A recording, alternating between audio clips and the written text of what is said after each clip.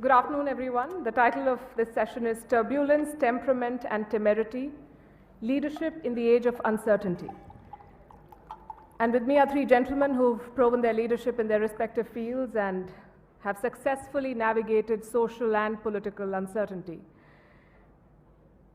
Mr. Blair, Mr. Pietersen, Dr. Jaishankar, good afternoon. Mr. Tony Blair, let's begin with you. From the British Raj to Amrit Kal.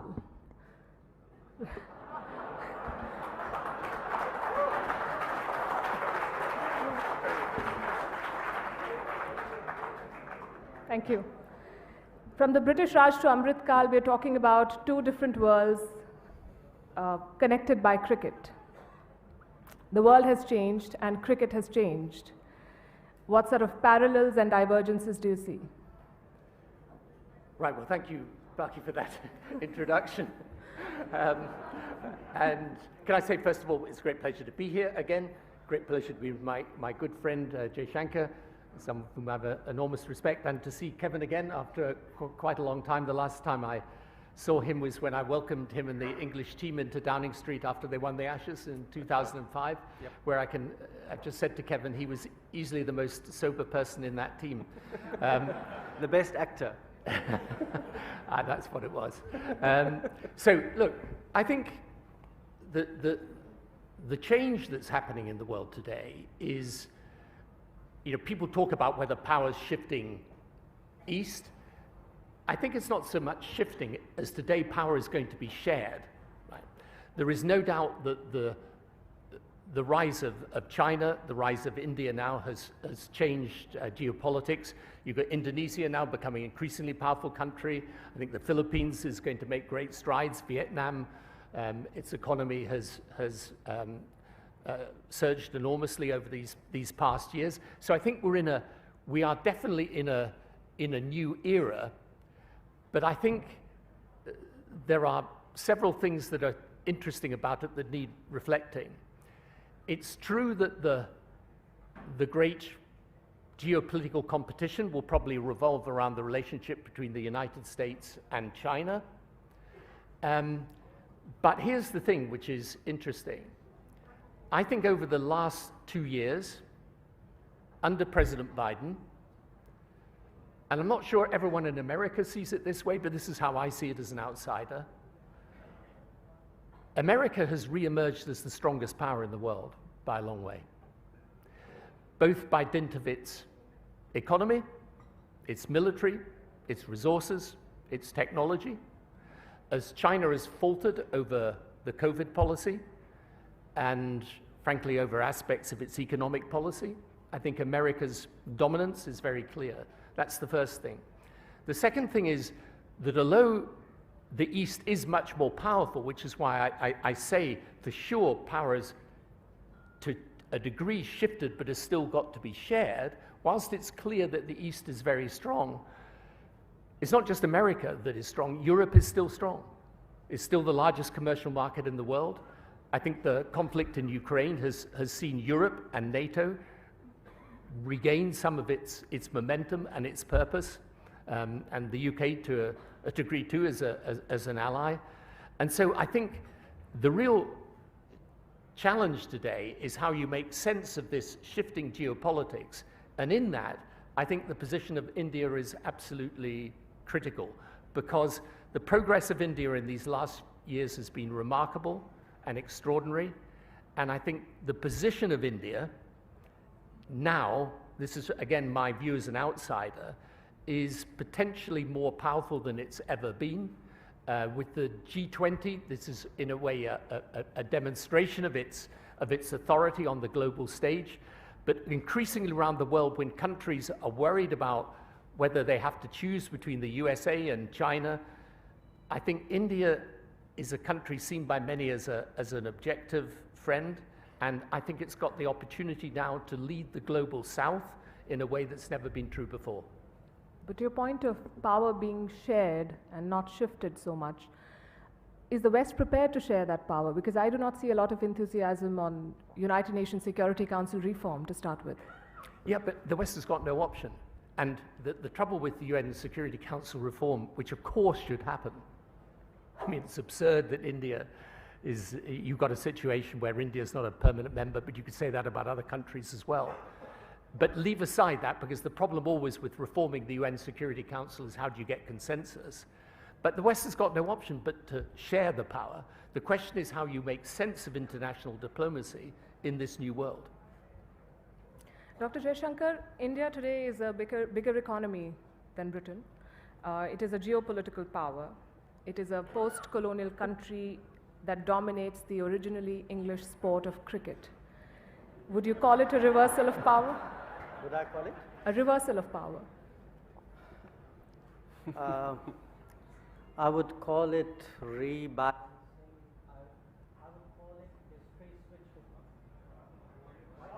Your sound, I don't think your sound. Yeah, I said I would call it rebalancing, but I would also say this is history which is switch hitting. It's hitting the other way, right? Not far wrong. But seriously, in history, you have these ups and downs. It's not often that actually countries get a second or a third bite of the apple. I think India today is in a very unusual position that it is once more very decisively upwardly mobile, which a lot of other civilizational states, barring one actually, are not anymore in a position to do. Where the UK is concerned, I think it's a very complex relationship. I mean, there's a lot. The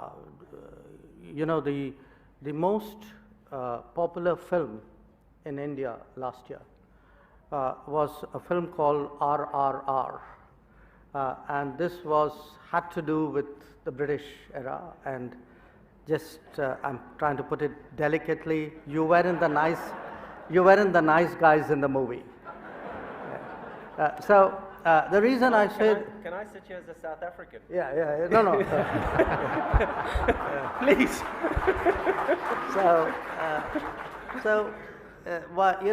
The fact is, when you have this kind of complex history, there would be the downside of it. There would be the suspicions, there would be the unresolved problems. At the same time, there will be bonds, there will be similarities, and cricket happens to be one of them. Now, in terms of the shifting weight of cricket, when it started to shift, actually people, I think, suggested we were better at the business of cricket than in the game of cricket. I think by now, barring this match, by now I think the game of cricket has shifted as well. So that's the kind of things which are happening in the world today. The world is changing. There's the old, there's the new, there's the old which is now the new. Would you say we've also aced the politics of cricket, not just the game? We've been able to successfully weaponize it specifically against some of our Western neighbors. No, I wouldn't. We don't weaponize anything. We are nice people. I strongly rebut that. Look, when anything is successful, there's a natural desire to be part of that. Now, it's understandable, but if you want to be part of what is good, what is decent, what is doing well in the world, then it's also expected that the rest of your behavioral pattern would reflect that. So I think that's a bit of an odd case, but I don't think anybody really wants to weaponize it or politicize it. I think there are understandable sentiments. I mean, cricket, is much more serious than a game, and therefore all the sentiments go along with it. Kevin Pietersen, the game of cricket was introduced to India by some British traders back in the 18th century or the beginning of the 18th century. Today, India ranks higher than England in the ICC and higher than South Africa. how do you see this journey, India's journey, both on the cricket pitch and the geopolitical arena? Yeah, I mean, a fascinating debate, and thank you so much for bringing me to India again. It is a place that I love. I've been coming here for 20 years now, and the country just keeps getting better and better. I think with the world and where the world is at the moment, cricket or sport can be the one that sort of unifies the world. I think, talking about South Africa, we saw what happened to South Africa in 1995 when South Africa won the Rugby World Cup, and what sport did for South Africa. You saw what it did again a couple of years ago when South Africa won, and Siya Kolisi gave that whole speech. And I will reference rugby, but then I'll also reference the opportunity within sport and how that can be a leader in the sort of tumultuous world that we're living in at the moment. There's conflict everywhere. I sit here as an ex-sportsman. I sit here as a father of 2 children.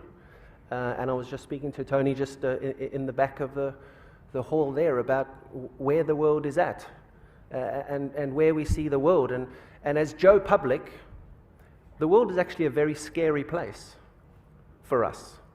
And so for me, sitting here now, just trying to understand so many different opinions. You hear Russia speak only an hour or so ago. You then hear the gentleman last night. You hear Bill Gates talking about certain ways the world's going. I can just say from my side that the world for Joe Public is a very scary place. Digitally, scary. The war, scary. Pandemics, future pandemics, scary. So when we talk about cricket and we talk about that opportunity to unite, sport should be used. Sport can be used. The relationships between England and India. I mean, I was one of the first guys that broke away from England and had that sort of separation from the national side because of my affiliation with India and the IPL and the start of the IPL. You now have a look at the world of cricket that we're talking about. All the players from all around the world, friendships, almost homes here in this beautiful country. That's what cricket has done. English players, great friendships with Indian players. Indian players have great friendships with English players, with players from the Caribbean. Australian players. I know you guys are playing in a huge series at the moment against Australia. During, before, and after those games, the friendships are rife. And so I think that sport can be used in some sort of fashion to be able to try and mend it. Cricket's an issue because China and America don't play cricket. Russia definitely don't play cricket. Interesting you say that, because you're also the one who's highlighted politics in the boardroom and the dressing room, and you've written about it. And how did that impact you as a player? How did it impact your game and your idea of what it takes to be a leader? Yeah, I don't think, I mean, on the flip side, I don't think politics should merge with sport in a manner where it picks teams and it favors different people. But I actually think the world has changed a lot since I wrote that book. And I actually think that right now, any opportunity to unify and to unite, whether it's countries, whether it's people, I think it needs to happen. The world has changed so much. I mean, we've just been through a pandemic. The last couple of years have been chaos for all of us. So if there are new opportunities and we need to change the way that we think, I think now is the right time to do it. And if cricket in this conversation is something that can be used, or sport is a conversation that can be used, why can't we use it? Sure. Dr. Jaishankar, from honorable rivalries to now very vicious personal attacks, would you say sledging both in cricket and in politics has become par for the course? The personal attacks was the politics or the cricket? But anyway, I know the answer. Now look, you know, if I could just pick up on something which Kevin said. He spoke about sports, cricket specifically, as a way of bonding, of uniting. I also look at it in a slightly different way. I mean, think of us, you know, we're from the world of sports, from the world of politics, from the world of diplomacy, and what is common amongst the three of us? All of them are extremely competitive activities. So at the end of the day, You know, sports or politics or diplomacy are ways of taking your competitive spirit into a particular domain.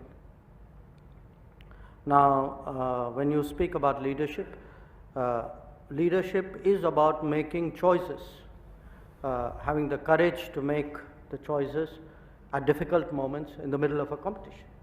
And you know, in anything which any of us would have done, a large part of it is drilling for it on a regular basis, the sort of I would say, the going to the nets which you would do in every business or as a regular routine, but also the mental strength and the experience and the and sometimes the innate talent to take the tough calls at the right time. Now, when you are competitive, yes, sometimes competition can be very extreme, and that's the kind of you know, situation you are talking about. It will happen because not everybody would play by the rules. Not everybody, sometimes it could be temperament, sometimes it could be the compulsions of a situation. It can happen. But I would say, you know, in my own way of working, I think if I have colleagues in the room, they would bear me out. I often, in diplomacy or in strategizing, use cricket analogies. You know, I would say I would take a particular match or a particular player and use that to get across to them that that's what I expect, or that's what I think we should do, or that's a kind of risk we should take. You know, and in all of this, one has to plan for the fact that there will always be sledging, there will always be something beyond the rules, you know, something from the, as they say in another continent which doesn't play cricket, from the left field. Right. I want to quote from what Mike Pompeo recently said about you in his book. He called you, and I'm quoting, a professional, rational, and a fierce defender of his boss and his country. And since you believe in cricket analogies, with a captain like Prime Minister Modi, how do you really set your field? Do you play an aggressive game and, you know, close in on the batsman, or do you focus more on guarding the boundaries mostly? Well, I think with Prime Minister Modi, with Captain Modi, there's a lot of net practice. I mean, the net practice starts at 6 o'clock in the morning and goes on till fairly late. But again, you know, there's also, and I'm sure Kevin would agree, I mean, if you have a particular bowler who you trust in or you've seen perform, you would give them the latitude. You throw the ball to them at the right moment. You would trust them to deal with that particular situation. And I think in that sense, Captain Modi does give his bowlers a certain amount of freedom. I mean, he expects you to take that wicket if he gives you the chance to do it. But I would also say some of it is watching the difficult decisions being taken. You know, Kevin was speaking about the pandemic. I mean, all of us, if we look back at the last 3 years, you know, the decision to lock down was a very, very tough decision. But it had to be taken at that point of time, and if we now look back, what would have happened if we had not taken that decision? The decision to actually push the vaccines in the manner, the vaccine production in the manner in which it was done, because, you know, it's something which most people naturally wouldn't know. One of the reasons why Tony and I have been so closely in touch was through the pandemic we were working the raw materials flow for the AstraZeneca, for the Covishield vaccine. You know, to have the confidence to be able to devise a program to vaccinate so much people, or even I would say the call to send vaccines abroad. There was a lot of questioning of that. I mean, today everybody says, yes, great idea, you know, we gave vaccines to 100 countries.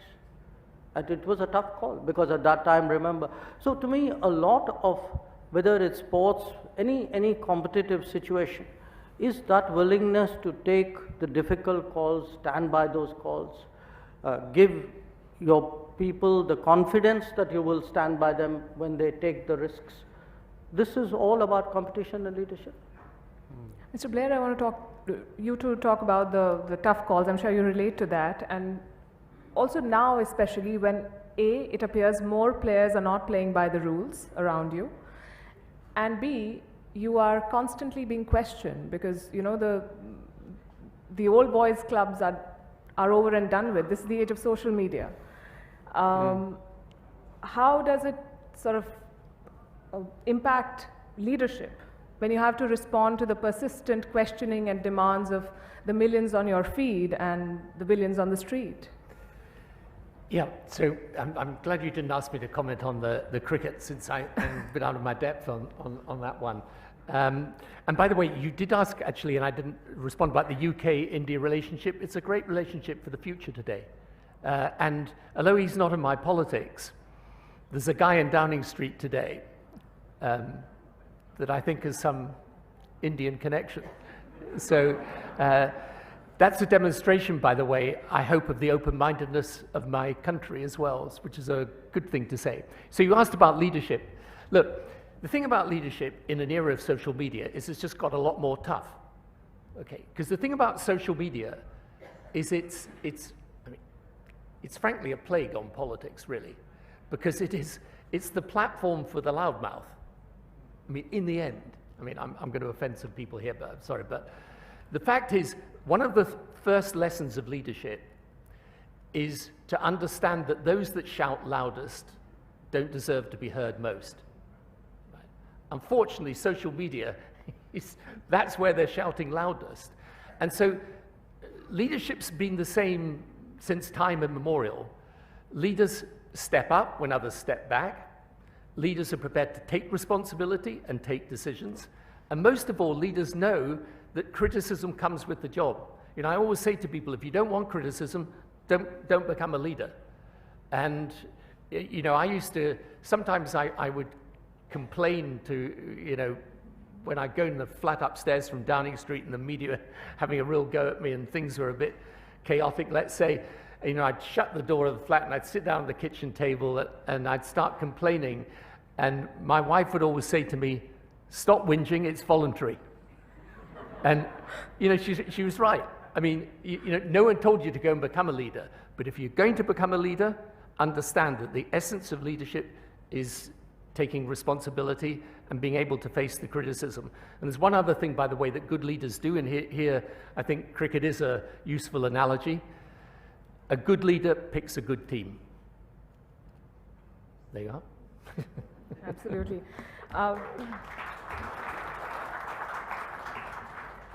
Dr. Jaishankar, do you consider yourself part of the old boys club? Well, you know, I recently used the word old, and a few people commented on it. I wasn't obviously using it for myself at that point of time. Old boy, no, old boy club, not really, because in a interesting way, I think that kind of concept really doesn't exist in today's India. Certainly not in the, you know, the kind of environment that I've been in, neither in politics nor actually even in diplomacy anymore. So the answer is no, I wouldn't consider myself to be part of the old boys club. In fact, if anything, I would say you would try to, you know, as part of being global, as part of being more multicultural, you whatever vestiges there may have been, I guess by now would have gone. But that's how I see myself. I mean, I don't know what you do. You know, I've always wanted to ask you this question. How did the transformation from a diligent diplomat to a rock star neta come about? I mean, you're being quoted by the German Chancellor. Meme makers are going through your speeches to look for content. Did you think foreign policy is going to become so popular in India? When they say foreign policy does not win elections, this immense interest. You know, I think some of it is the times, it's the situation. Yeah, again, we're all agreed the world's in a very tough place. Because the world's in a tough place, I think more people are getting interested in the world. They're interested in the problems of the world, they're interested in the solutions of the world. The second is actually the globalization of India itself. You know, ask yourself, we have 1 million students, Indian national students out in the world at any given point. There are 34 million Indians and people of Indian origin abroad in the world, and many of the people of Indian origin in some way remain connected to India. So much, you know, many more Indians are traveling, many more Indians today have businesses outside, our exports are more. Even at home, a lot of people sitting at home do more business outside. So what has happened to my mind in maybe the last decade or so has been a very unconscious but actually a very deep globalization of India. And therefore young people especially, but not only young people, I think take much more interest in the world than they used to. Now when they take interest in the world, you know, I guess they would like to see, you know, like a cricket team, you would like to see, you know, people out there go and perform well. You know, you don't only want to win matches at home, you want to win matches abroad as well. Indeed, we do. Kevin Pietersen, you've been described as a, and I'm quoting, a maverick genius who refused to fit in and had to pay the price for it. Is that how you see your journey? And what does it really take to be an outlier in a world that is increasingly being led by people who depend on data crunchers, who depend on processes and systems, and not always their gut feeling? I think you've just got to believe in yourself. And you've also got to believe in the people around you, as Mr. Jaishankar has just mentioned there now. It's about using all your resources, and what Tony said about picking the right team and picking your best team. And I think in the world that we live in now, you've got to be so strong-willed, and you've got to have that determination to do anything, almost anything, within the rules to succeed. I think in this digital age that Tony alluded to there, I think it's incredibly difficult. Without accountability for anything that anyone may say, anyone in this room may be saying something about one of us right now on their device with zero accountability. I think it's that self-determination and that sort of tunnel vision to try and set yourself that goal to achieve something that cannot be interfered with. My career was towards the end of that boom in social media, and I think I finished 2018, but 2000 sort of the height of my career was 2007 to 2012 to 2013, and social media wasn't what it is now. I think it's a cesspit, if I'm honest, and I think it's a dangerous place. Bringing up 2 young children again in this world, in this space, zero accountability, say what you want, it's a dangerous space. So I was able to, luckily enough, sort of elude the issues that the world has today. But that doesn't stop me sitting as Joe Public being fearful of what the world presents. And actually the last couple of days have been quite enlightening, hearing the conversations, hearing the discussions that not normal people, or ordinary people, don't have access to what's being said over the last couple of days in some of the rooms that it's been said. So to answer your question in 3 or 4 minutes, as I've done, it's that self-drive, it's that self-determination, and making sure you have people around you that you can trust, more importantly. You have to trust people, and you have to give people the ability to tell you something if you're doing it wrong. Mr. Blair, is that how you see social media as a necessary evil, which has clearly changed the rules of engagement between leaders and their constituencies? Yeah, but I think, you know, we focused on the negative side of technology, and, you know, technology does have its negative side. The thing I'd like to say, though, is technology has its positive side. I mean, we're living through a 21st century technology revolution that's every bit as revolutionary as the 19th century industrial revolution. and it's going to change everything. And basically, one of the great challenges of leadership today in politics is how do you harness the opportunities of that technology revolution? Because AI, cloud computing, bioscience, everything is going to change. The way we live, the way we work, the way we think and interact with each other. And the biggest challenge, in my view, is that the policymakers and the change makers are often in two different rooms not talking to each other. And they need to talk to each other. And the problem, when you're from an older generation, I'm definitely from the older generation, is that technology's tough. I mean, I had to speak at a conference the other day on cryptocurrency.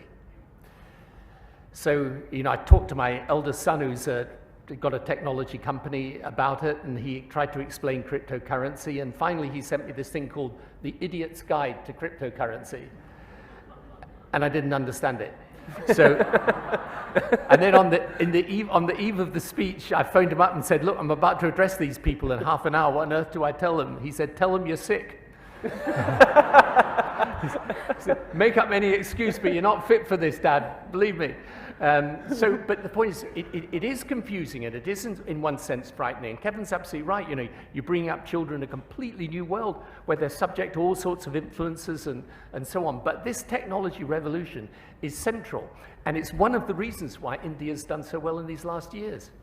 Because I think, Prime Minister Modi has understood the importance of it, and your digital ID program, I think it's one of the most important programs. I keep saying to people around the world, if you want to see an example of a reform that leads to real results and shows that government can work for people, look at India's digital ID program.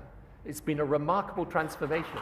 And that's where, by the way, if you want to help some of the poorest countries in the world today, I think a lot of the poorest countries in the world, if they embrace technology in the right way with the right help, they don't have to replicate the legacy systems of developed countries. They can actually, in health, in education, and in the role government plays, they can bypass all of that. So technology, yep, it's got its downsides, but it's a fact, and if we understand it and we master it properly, we can make it work for people.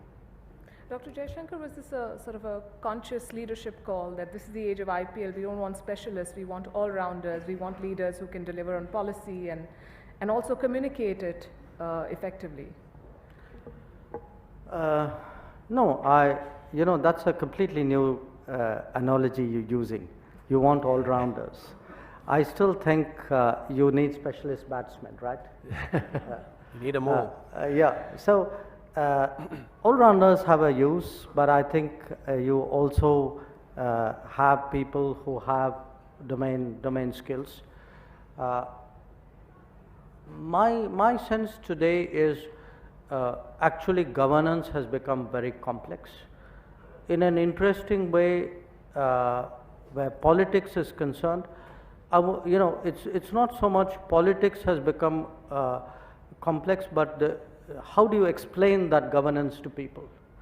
And to some extent, how do you motivate them? Tony was talking about the digital, the Aadhaar-based delivery which is happening.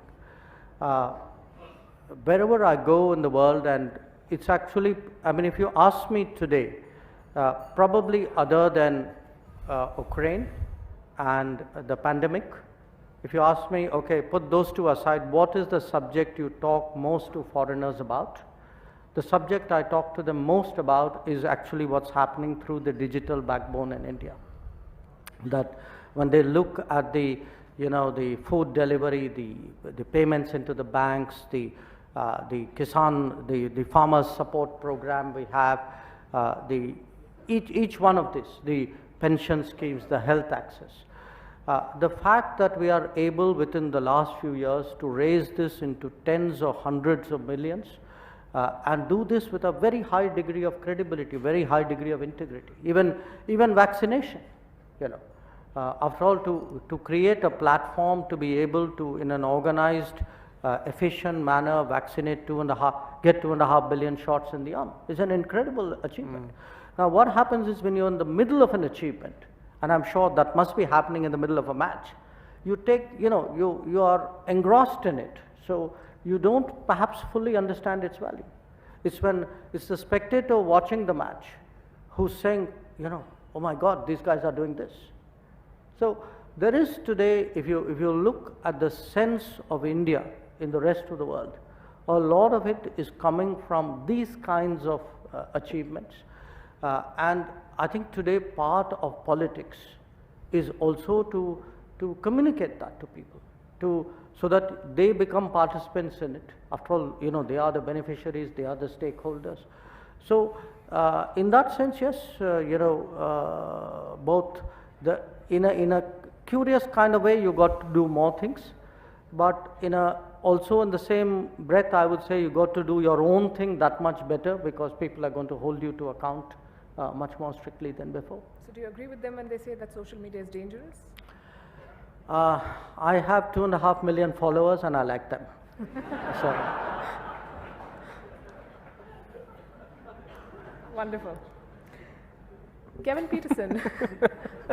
How many? 2.5 million. I started late. And I never started. You've done well. Your take on politics today, and since you've spoken about how so many things in the world today bother you, are you thinking of taking a plunge in politics and probably fixing some of them? I think it's the poison chalice at the moment, but I think with the poison chalice comes incredible leaders. And if leadership is something that you want to get involved in and you are going to cop a lot of stick with, and you want to accept it and you want to understand it and you want to acknowledge the fact that it's going to happen, then absolutely. I mean, just sitting here as Joe Public, being invited to this conference and being privy to some of the conversations, I know I speak for a lot of people wanting the world to be a better place. I know I speak for a lot of people who, I mean, I can speak to most of the men in this room. When you argue with your wife, sometimes you have to just accept that she's right, even though she may not be right. But to have peace, sometimes you need to do that. And I just think that maybe people should get in a room and maybe people should just sit together and accept that it might not be ideal. But what I'm trying to explain is that we're not living in a world which is very peaceful. It may be a little bit safer, not safer in some places. And I live in London, I live in the UK. The UK has a lot of issues, a hell of a lot of issues. So I suppose I just sit here saying, will I get into politics? Absolutely not. But as somebody who has access to rooms like this, and lucky enough around the world can have access to some pretty cool people and some fun conversations, if there are people in this room who can make this world a better place and can say to their wife, yes, you're right, even though you're not right, but for peace, make it happen, please. I think just getting people together in the room is sometimes not enough. You can ask Dr. Jaishankar, he tried yesterday. That I understand as well. When you're playing against Australia, you're playing against India, sometimes things don't work. They may not work for the first month, they may not work on the second trip, but on the third trip, they might work. What? Do you want to comment? I was just tempted to say I wasn't negotiating with my wife.